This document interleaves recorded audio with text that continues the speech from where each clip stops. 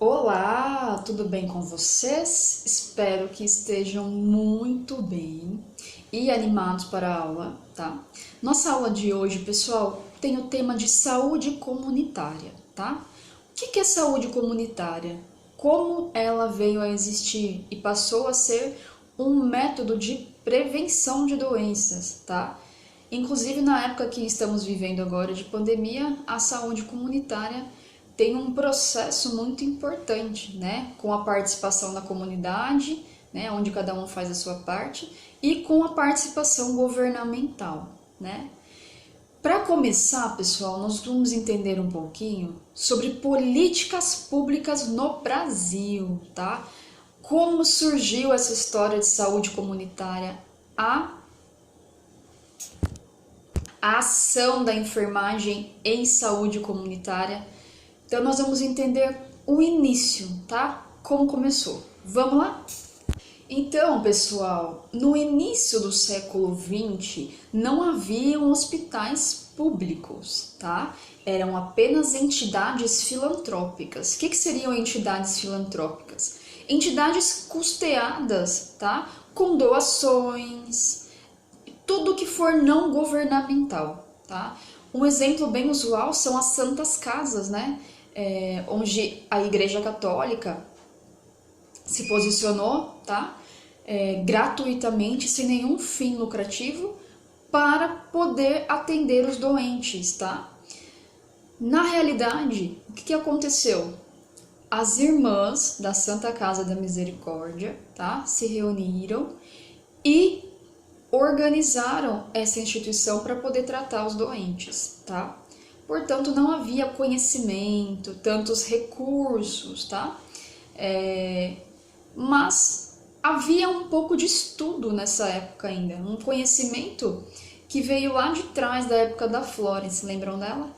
Então, havia um pouquinho de estudo, as irmãs que conseguiam se profissionalizar, né? Conseguiam estudar, acabavam desempenhando um papel muito importante na saúde comunitária, tá? Os hospitais que haviam nessa época contavam apenas com voluntários, tá?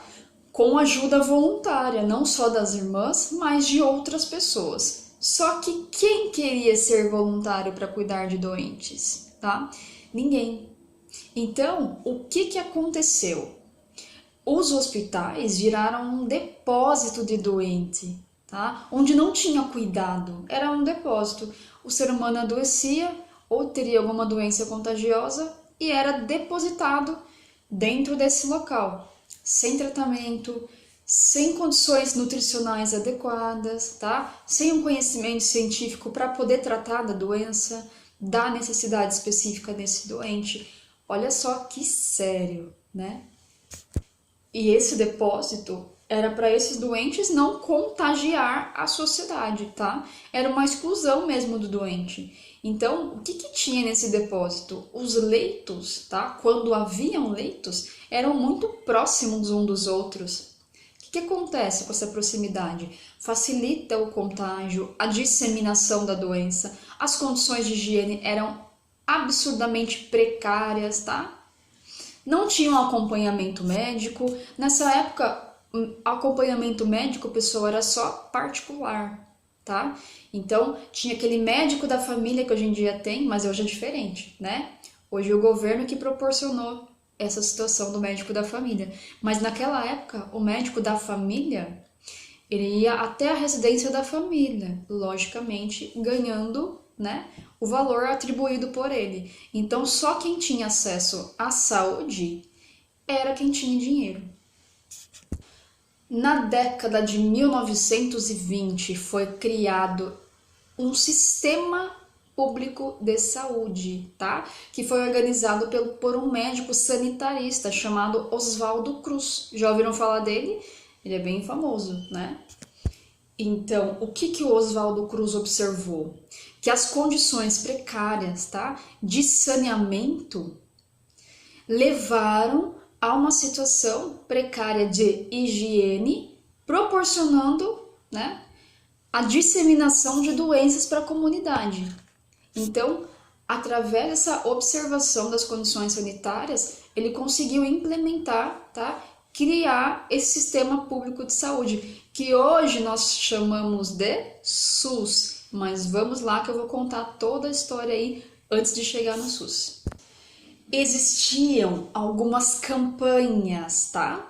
Públicas, como as campanhas que existem hoje, só que é um método um pouquinho diferente. Eram similares aos métodos militares. O que acontecia? Não era explicado para a população a importância, era imposto para a população a importância. Então, uma situação que deu muito problema foi a revolta da vacina lá no Rio de Janeiro. Lembram da revolta da vacina? Voltando um pouquinho para as aulas de história, vocês lembram? Então, o que aconteceu? As pessoas na época começaram a se contagiar com uma doença chamada varíola, tá? E as pessoas que eram contaminadas eram encarceradas de maneira militar e obrigadas a praticar práticas sanitaristas, tá? Isolamento. Só que esse tipo de obrigação era de forma brutal, né? Com violência, com rigidez, né? E por que aconteceu a revolta da vacina? O médico conseguiu desenvolver, né? A história da vacina da varíola é bem interessante. Eu já vou chegar lá, mas resumindo, né? Começaram a observar que as mulheres que lidavam com as vacas, né? As mulheres que coletavam leite, trabalhavam com esses serviços, né? Com as vacas que estavam contaminadas, elas não adquiriam a varíola. Por quê? Lembra de um processo chamado imunidade? Então essas mulheres criaram uma certa resistência à varíola, tá? Só por curiosidade aí para vocês entenderem. E o que aconteceu? Como o pessoal começou a se contaminar com a varíola, houve a implementação, após a descoberta, né, manipulação da vacina, da obrigatoriedade de tomar a vacina. Foi a primeira vacina elaborada no mundo, né, no Brasil. E o que aconteceu? No momento em que as vacinas chegaram, tá, foram manipuladas e foram levadas para a população, eles invadiam a casa das pessoas, tá? Os militares, os médicos sanitaristas, e obrigavam as pessoas a tomar vacina sem explicar o porquê. Imagina alguém entra na casa de vocês com uma injeção na mão, uma seringa, né? E quer te segurar à força, sem explicação alguma, para administrar esse tipo de medicação. Imagina, o que as pessoas vão pensar? Estão querendo me matar, né? Estão querendo implantar um vírus em mim. Como não tinha conhecimento e explicação, o povo se revoltou contra essas práticas de saúde. Então houve uma revolta da vacina. O povo foi para a rua, lutou, pessoas morreram, se machucaram, olha só. E no Brasil nós tivemos uma revolta da vacina, só que é o contrário, né? Recentemente, com a febre amarela, toda a população queria tomar vacina, vocês lembram? Então foi ao contrário. O pessoal se revoltou, foi para as ruas para querer tomar a vacina, só que não havia necessidade de todos tomarem a vacina, né? Então olha só que coincidência, como é parecido aí. E aí, depois de toda essa revolta, um longo caminho pela história, em 1970 foi criada uma reforma sanitária. Demorou 50 anos para ocorrer essa reforma, pessoal. Só que essa reforma só foi consolidada, só foi aprovada em 1988. Então demorou mais 18 anos para ser aprovada essa reforma e denominada SUS, Sistema Único de Saúde, que nós conhecemos hoje. E qual foi a principal finalidade da implantação desse Sistema Único de Saúde? A desigualdade, né, no atendimento à saúde era muita, então visou a igualdade no atendimento, tá? A saúde é um direito e um dever de todos, tá? Então, tornou-se obrigatório o atendimento de assistência à saúde a todos os cidadãos, independente se tivesse convênio, né? Se tivesse dinheiro, se tivesse condições de saúde X ou Y, tá? Então, em 1988 foi aprovada, tá? Consolidada, a Constituição Federal consolidou a reforma sanitária denominada SUS. E o que é o SUS, né? A definição aí da sigla SUS é um Sistema Único de Saúde, tá?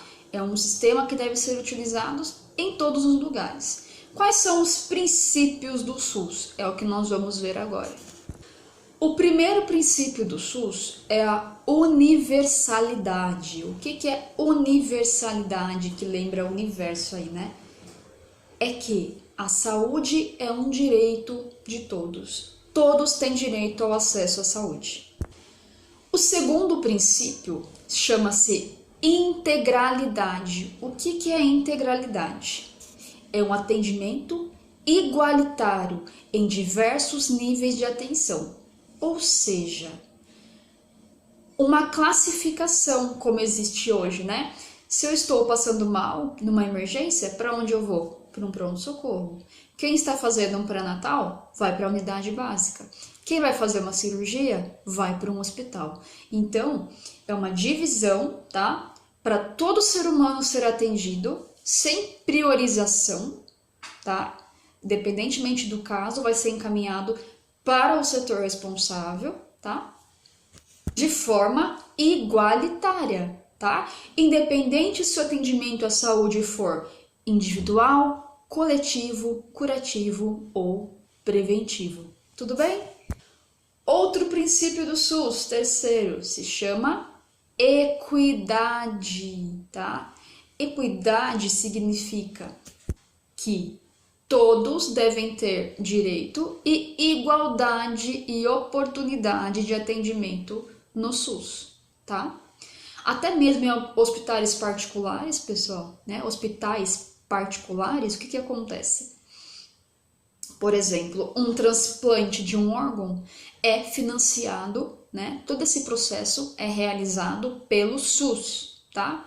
Ah, professora, por quê? Porque não se pode comprar um órgão, né? Imagina só, estou precisando de um órgão, tem pessoas que estão na fila há 2 anos, eu vou lá, né? Pego meus 1.000 milhões e passo na frente. Tá justo? Não, né? Então, todas as pessoas que precisarem de doação de órgão, é o SUS quem vai organizar, independente se for num hospital público ou num hospital particular. O quarto princípio do SUS chama-se participação da comunidade, onde a comunidade pode participar das conferências regionais, nacionais do SUS. Aí vai do interesse, tá, de cada pessoa. Não há uma divulgação, né, muito intensa dessas conferências, mas a comunidade pode sim participar, tá? O quinto princípio do SUS chama-se descentralização. O que é descentralização? O que é centralização? Colocar alguma coisa no centro, tá? Descentralização é expandir, tirar do centro. Então existem 3 níveis, tá? Nível estadual, municipal e nível nacional, tá? Então esses 3 níveis tiram, tá, esse atendimento centralizado e expandem para que todos tenham a chance ao acesso do atendimento à saúde pública. E o sexto e último princípio do SUS chama-se hierarquização e regionalização, tá? O que quer dizer isso? Os níveis de atendimento são divididos, tá? Níveis de atenção primária está relacionado com saúde básica, na unidade básica de saúde, tá? Atendimento primário. Níveis de atendimento secundário, que está relacionado ao atendimento em ambulatório e pronto atendimento. E o nível terciário, hospitalização, atendimento em hospitais. Já vai chegar lá. Eu vou explicar certinho para vocês como que funciona esse fluxo, tá? Então, esses são os 6 princípios do SUS, tudo bem? Então, relembrando aqui, os princípios do SUS são equidade, universalidade, integralidade, descentralização, hierarquização e regionalização e participação da comunidade. São 6 princípios do SUS, tudo bem? E agora, o que compete ao SUS? Vamos aprender um pouquinho? Vamos lá? Compete ao SUS a preservação da autonomia da pessoa. O que seria isso? Tornar as pessoas autônomas para que elas possam cuidar de si, ser responsável pela própria saúde, né? Mesmo as que fazem acompanhamento, recebem orientações para tratamento, prevenções de doença dentro da residência. Então, quanto mais autônoma essa pessoa ficar, menos dependente do sistema público ela fica. E isso é bom, pessoal, né? E isso é muito bom. Saber cuidar-se, principalmente visando a prevenção de doenças, tá? E a promoção de saúde, promover saúde. Outra informação é o direito à informação, né, sobre a sua saúde. Toda pessoa tem o direito de saber, de ter informações, né, de saber qual a doença que ela tem, de saber a gravidade, o tratamento, o que será realizado. Compete ao SUS fazer a divulgação das informações, tá? De tudo o que houver de informação sobre vacinas, sobre prevenção de doenças, sobre tratamento de doenças. Então, compete ao SUS fornecer todo tipo de informação, tá? E compete ao SUS integrar ações sanitárias, ações no meio ambiente, ações de saúde e de saneamento básico, tá, pessoal? Principalmente para prevenir doenças. Ele fornece serviço em todos os níveis de atenção, tá? Atenção primária, secundária e terciária, como nós vimos agora há pouco. E organização dos serviços de saúde para evitar duplicidade de atendimento. Então, vou dar um exemplo para vocês, né? A carteirinha de vacinação de vocês, existe um espelho, tá? Dentro da unidade pública. Para quê? Para que não haja repetição do mesmo atendimento, né? A aplicação da mesma vacina. Então, existe um sistema de registro de tudo que é realizado no paciente, tá? Na população individual, para não ter duplicidade. De repente, essa pessoa se muda, né, para um outro município, de repente, né, para uma outra cidade. Então, ela vai, onde quer, né, que ela esteja, ela tem o número do SUS, né, tem a identificação, o cadastro, e vai estar lá comprovado tudo que já foi realizado nessa pessoa, tá? Então, para isso que serve. Agora, falando um pouquinho sobre as competências do SUS, tá? O que compete ao SUS? Então, compete ao SUS fiscalizar e controlar todos os procedimentos, tá? Todos os produtos e substâncias que estejam diretamente relacionados à saúde. Executar ações de vigilância, vigilância sanitária, vigilância epidemiológica e a saúde do trabalhador também, tá? É responsável por essa fiscalização. Só lembrando que é vigilância sanitária, tá? Vigilância epidemiológica e controle de qualidade de serviço, tá? E saúde ocupacional durante o trabalho do funcionário, tá? Quais são as condições de saúde que a empresa oferece para esse funcionário. Ordenar formação de recursos humanos, tá? Na área da saúde. Então, são realizados concursos públicos, né? Pelo recrutamento, selecionar os profissionais que vão trabalhar na área da saúde. Participação em todas as situações de saneamento básico, tá? O SUS tem uma participação fundamental. E no desenvolvimento científico e tecnológico, tá? Na parte de ensino, né? Desenvolvimento científico, então o SUS ele contribui bastante com os hospitais e escolas, tá? Toda escola tem um hospital, então, por exemplo, onde vocês forem fazer os estágios de vocês, né? Então, tem a participação do SUS, tá? Pois são hospitais públicos, então tem a contribuição. E as medidas tecnológicas são implementações de medicações, vacinas, inovação no tratamento, tá? Compete ao SUS fiscalizar, inspecionar, supervisionar a qualidade de alimentos, produtos alimentícios, bebidas, água para o ser humano. Tudo isso compete à vigilância sanitária, tá, pessoal? Compete ao SUS fiscalizar e controlar a utilização de medicações psicotrópicas, tá? São medicações utilizadas para pacientes psiquiátricos, medicações controladas, né, que nós denominamos assim, medicações radioativas, quimioterápicas, entre qualquer outro tipo de substância tóxica, tá? Deve haver um controle para o uso apenas quando houver necessidade e prescrição médica. E por último, compete ao SUS também supervisionar, contribuir com o meio ambiente, porque muitas medicações, pessoal, vêm da natureza, vêm do meio ambiente, vêm dos animais que vivem deles, né? Vacinas, medicações. Então, o meio ambiente faz parte da prevenção de doenças e da promoção de saúde. Então, compete ao SUS preservar também o meio ambiente, tá? Evitando a escassez de algum tipo de substância do meio ambiente, tá?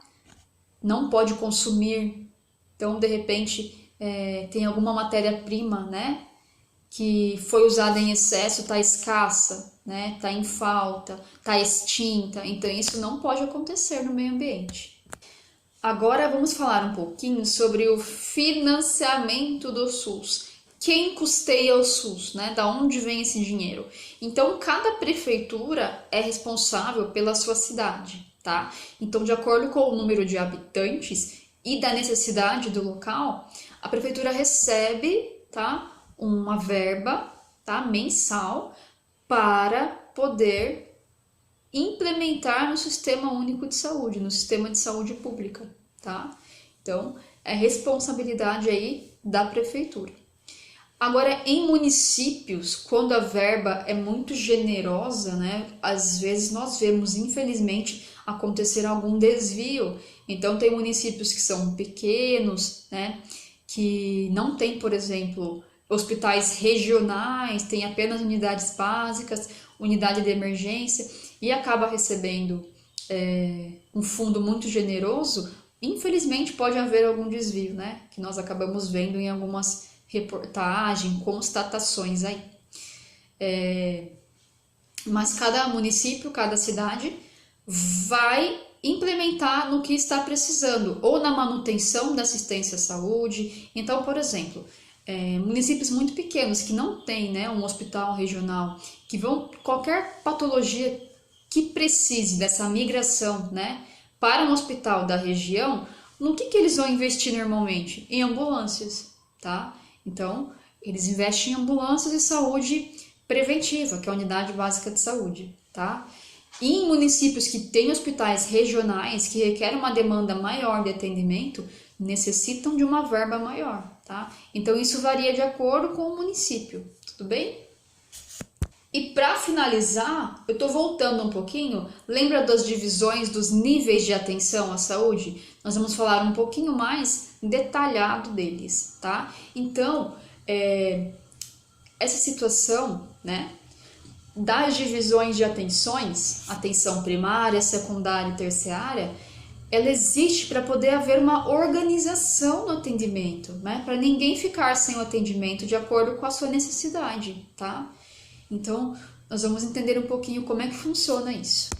No nível de atenção primário, tá? Ele é um período pré-patogênico, tá? Ou seja, o que é pré-patogênico? Antes da doença, tá? Ele visa promoção de saúde. O que é promover saúde, né? Combater a miséria, tá? Contribuir com a educação, com o saneamento. Como que combate a miséria, né? Hoje em dia, nas unidades básicas de saúde, que são, né, denominadas como atendimento primário, há fornecimento de leite, tá? Fornecimento da multimistura, que é uma parceria, né, com as igrejas católicas, que eles fazem essa multimistura para crianças que estão baixo peso, que estão perdendo peso, tá? Fazem campanhas. Na parte direcionada à educação, a atenção primária é bem interessante porque há palestras, treinamentos, orientação nas escolas sobre doenças sexualmente transmissíveis, educação sanitária, tá? Higiene e profilaxia, né? Que vai ensinar como lavar as mãos corretamente, como fazer a higienização oral corretamente, tá? Um apoio ao adolescente, à gestante adolescente, tá? Então esse período é sempre para promover saúde e prevenir doenças. Qual o exemplo aí para prevenir doenças?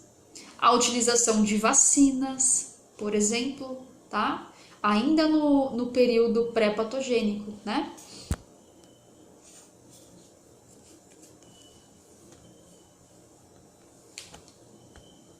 Perdão, pessoal.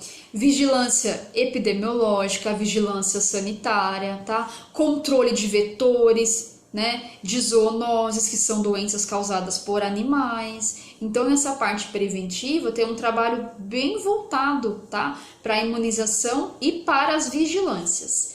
Já no atendimento secundário, já muda para um período patogênico. Então, quando a pessoa procura uma unidade de emergência, né, um pronto-socorro, ou um tratamento em ambulatório, então é para 3 finalidades: para diagnosticar alguma doença, tá? Então ela procura, vai realizar exames, diagnosticar a doença, e com esse diagnóstico precoce, ele vai limitar a invalidez, né? Não vai deixar que a pessoa fique inválida, vai fazer o possível para o quanto antes, né, descobrir qual a patologia e o tratamento correto, menos chance dessa pessoa ficar inválida, tá? E no atendimento terciário, que é o atendimento hospitalar, é um período patogênico, onde já existe a doença. Então lá é realizado internação, né, a reabilitação do paciente, a assistência, tá, social, a reeducação e o treinamento, tá? Se esse paciente precisar de uma reeducação, de um treinamento para que ele possa lidar com a patologia dele quando ele receber alta, tá? Pacientes que acabam apresentando às vezes algum tipo de invalidez, de limitação. Pessoal, esse sistema ele foi implantado, tá? Justamente para não superlotar o nível terciário e o nível secundário. O que acontece no nível primário? Como é o nível preventivo, as pessoas devem fazer consultas de rotina, tá? Procedimentos para prevenir as doenças. O que acontece com a população? As pessoas não fazem, tá? Prevenção e promoção de saúde. Então, elas deixam chegar no pico, no ápice da doença e acaba superlotando o sistema de saúde secundário e terciário. E aí, a culpa é de quem, né? Normalmente as pessoas colocam a culpa no governo e não é tanta responsabilidade somente do governo, né? É nossa responsabilidade também cuidarmos da nossa saúde, né? Prevenir doenças, promover saúde. Então, quando vocês forem orientar o paciente, lembrem-se disso, tá? Quanto mais o paciente ficar autônomo, souber cuidar de si, prevenir doenças, menos vai ser o número de internações, tá? Pessoal, ficamos por aqui hoje. Muito obrigada, gratidão. Até a próxima aula. Um beijo para vocês.